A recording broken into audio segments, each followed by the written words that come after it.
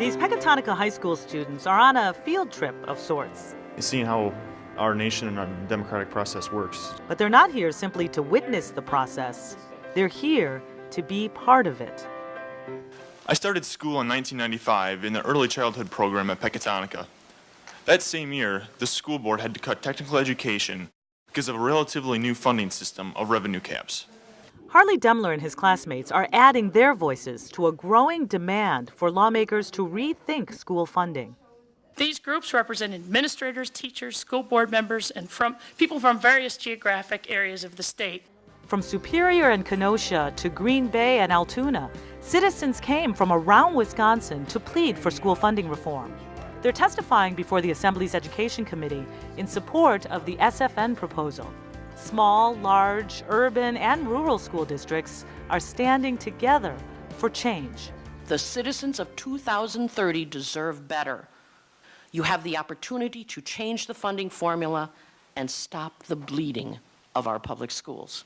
Students offer themselves as an example that what happens at the Capitol has very real consequences in Wisconsin schools. We've gone through a lot of cuts, like teacher cuts and class cuts. I'm kind of like the product of everything that's happened, and what they've done is part of me now.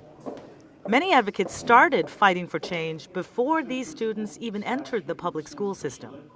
I have been concerned for more than 15 years about this school funding formula. We're really in deep trouble. You have schools in northern Wisconsin, some of them that have gone to 4-day weeks because the transportation costs are so great. We can't cut the heat bill because we have 5 fewer kids in the classroom.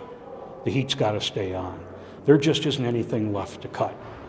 The funding plan from the School Finance Network strives to level the playing field. Every student in every school, in every district in Wisconsin must be treated equally. Period. I've loved my time at Pecatonica, but I know that when I go to Marquette University next year and enter the engineering program, I will be at a disadvantage because I have not been able to get enough electives in the engineering field. I think I did make a difference. As you look up at them, you can kind of see them nodding, they're paying attention to you. They kind of looked at us and they could see that we needed something different. We cannot let our schools go down. There's a sense of urgency here, that the time for change is now. I took off work, losing a day's pay, and I'm here because this is, to me, the last bastions. Everyone in there cares. And if we can continue to talk to each other and work with each other, we can do this.